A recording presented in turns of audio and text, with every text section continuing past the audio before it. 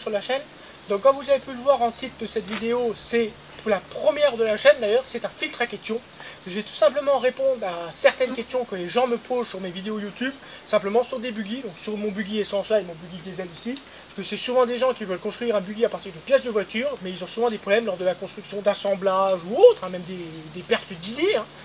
Donc je vais tout simplement répondre à quelques questions qui reviennent le plus fréquemment, donc j'en ai rassemblé 8.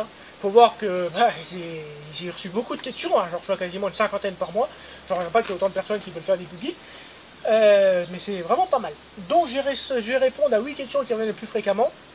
Avant de répondre aux questions, je mettrai, donc je vous dis juste que dans la description de cette vidéo, il y aura 2 liens.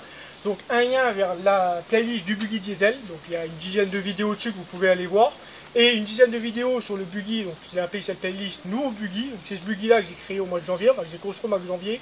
Donc dans cette playlist là, vous avez toute la construction, quasiment toute la construction de A à Z, avec les premiers essais, puis quelques vidéos que j'ai fait, comme le frein main hydraulique, etc., que j'ai fait dans le parc là-haut, surtout aux parties drift, parce que j'aime bien.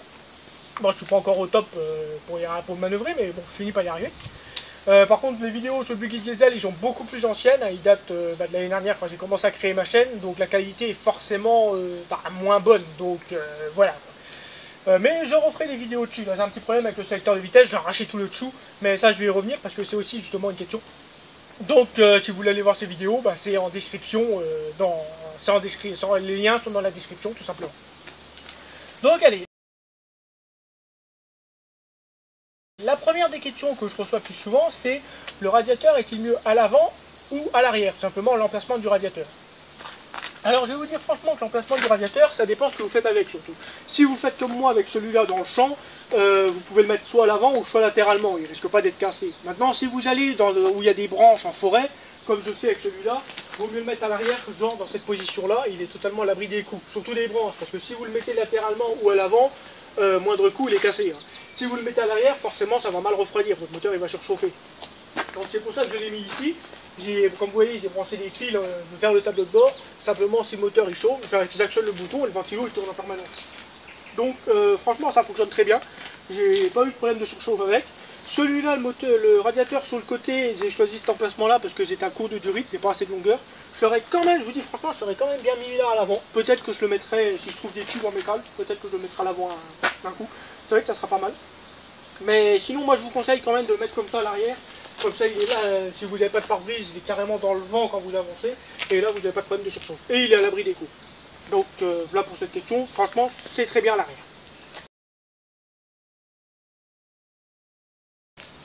Deuxième question, le moteur change boîte. Oui, alors ça, effectivement, on m'a posé la question 2-3 fois. C'est des gens qui veulent mettre comme ça le moteur à l'arrière, donc au niveau de l'échieu arrière, derrière le siège où vous êtes assis. Et effectivement, il y a un sens à respecter. Parce qu'il y a des gens qui m'ont posé la question, pourquoi j'ai mis le moteur à droite et pas à gauche et la boîte à droite. Alors tout simplement, si vous faites ça, que vous mettez le moteur donc de ce côté-là et la boîte de ce côté-là, il va arriver un problème au niveau des vitesses. Quand vous allez mettre la première, vous allez tout simplement partir en marche arrière, ce qui fait que vous aurez 5 marches arrière et une marche avant, quoi, ce qui n'est pas terrible.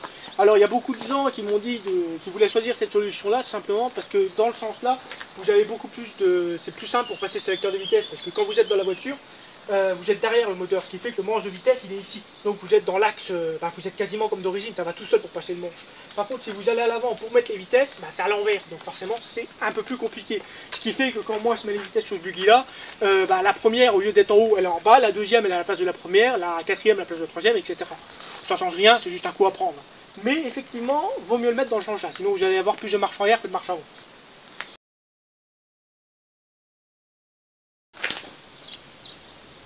Donc la question numéro 3, c'est est-il possible de souder une boîte à vitesse? Alors je vous dis franchement, quand on m'a posé cette question, je me suis demandé de quoi on me parlait. Et en fin de compte, après une petite réflexion, je me suis tout simplement dit que c'était tout simplement le différentiel de la boîte. Donc pour vous montrer, là j'ai une boîte à vitesse ici.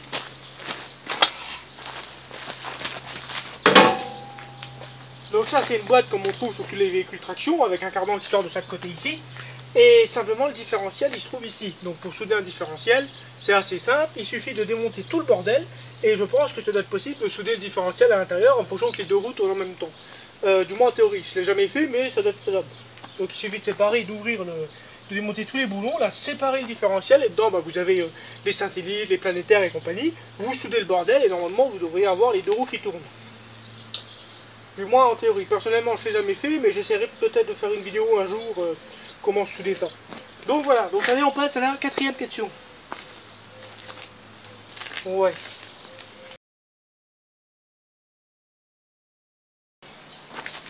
Quatrième question, 47 chevaux est-il lâché 47 chevaux.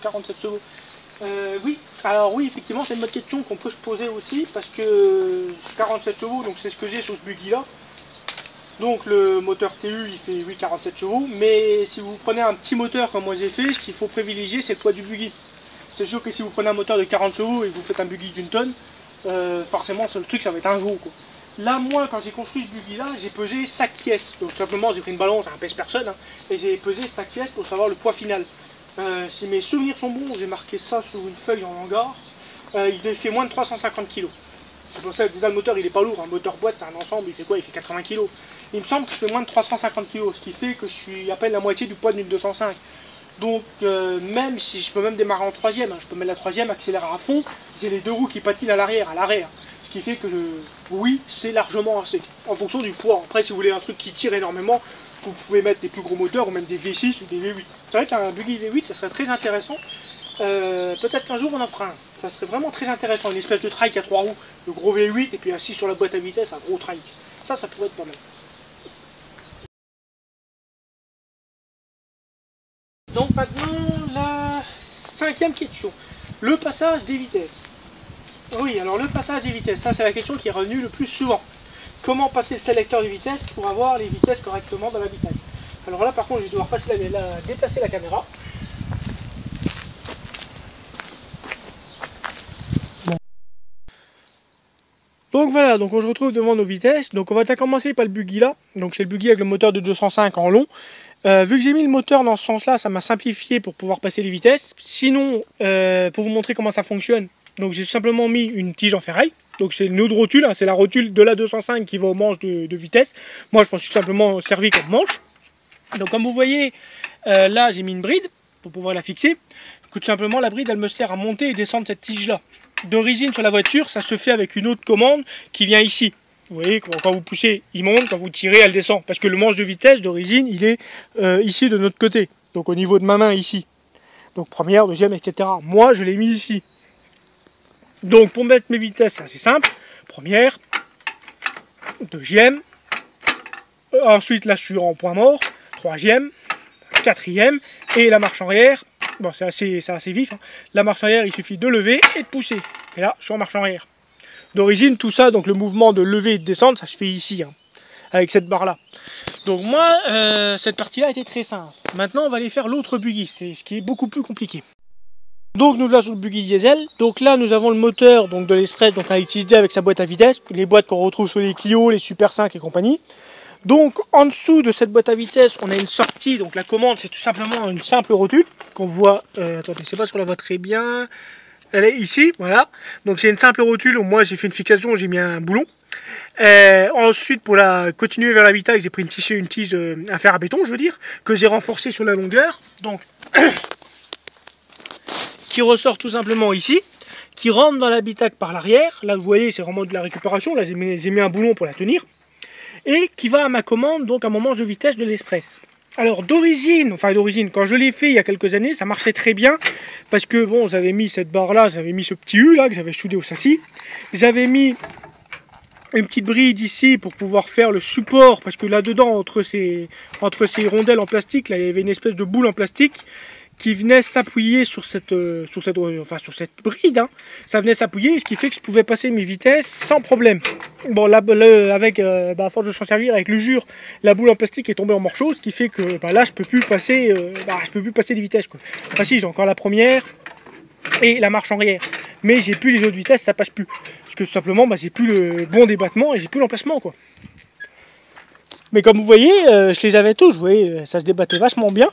Et donc là, il y a la marche arrière, là, il y a la première, la deuxième, elle doit être la deuxième ici, la quatrième, elle est ici, la troisième, elle est en face, mais elle ne passe plus.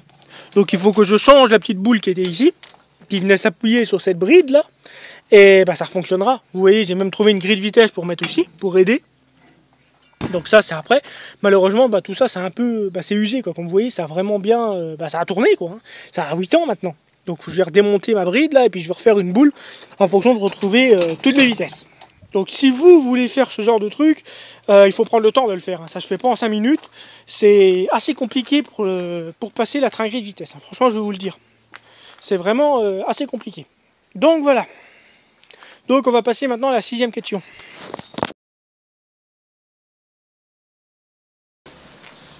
Donc maintenant la 6e question. Donc la 6e question, on m'a posé ça, je comprends pas tout à fait l'intérêt, mais bon, oui peut-être. C'est la vitesse max. La vitesse max du buggy. Alors moi franchement je fais des buggy, c'est pas pour aller vite. Hein. C'est seulement pour faire le con. Hein. Sauter des bosses, faire des tours de remorque en travers, aller dans les bois. C'est vraiment pas pour aller vite. Mais si je jouerais une vitesse max des buggy, accessoirement c'est comme la voiture à l'origine. Hein. Celui-là je pense qu'il tape le 140 voire 150 facilement, vu qu'il est très léger. Et celui-là c'est pas mieux. Donc ça c'est un moteur d'Express, un 8.6D. L'Express elle montait facilement à 130, hein, donc en buggy c'est pareil. Mais je vois pas du tout, franchement je vous dis franchement là je vois pas l'intérêt. Moi c'est pas des buggy pour aller vite, c'est des buggy pour faire le con quoi. Après je ne prendrais pas l'idée de taper le 110 ou 120 avec ça, hein. Ça serait accessoirement, surtout qu'il n'y a pas de frein, il n'y a que le frein main hydraulique, ça serait un peu casse-gueule. Mais je pense ouais 140 ça se fait largement.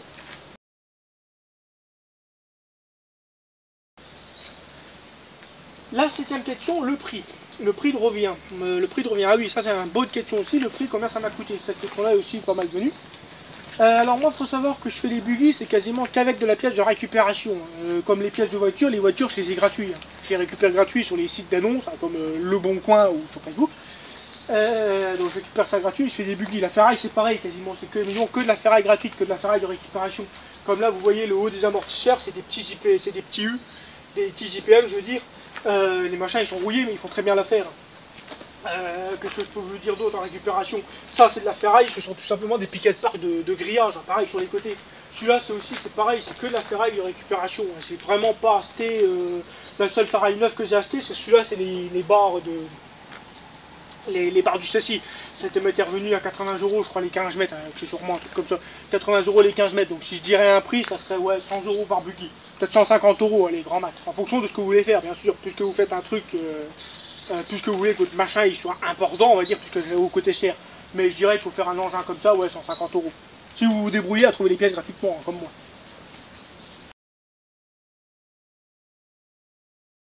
Donc la 8e question, rallonger un cardan. Alors oui, ça peut être utile de rallonger un cardan des fois en fonction de la largeur de votre buggy. Alors pour rallonger un cardan, c'est très simple.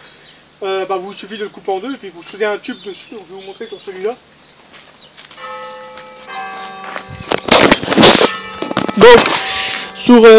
Donc sur celui-là, j'avais rallongé le cardan droit parce que c'était trop court. Donc comme vous voyez, je l'ai tout simplement coupé puis j'ai ressoudé un tube par-dessus. Je vous dis franchement, ça a cassé une fois parce que j'avais mis un tube, c'était un simple tuyau d'eau, il avait plié. Et donc là, j'ai rajouté un tube, ouais, il fait 15 cm peut-être. Parce que tout simplement c'était trop court. Là on voit mon ancien tuyau, donc c'était un tuyau d'eau trop fin et il avait cassé net. Donc j'ai ressoudé ce tube là et puis ça bouge plus.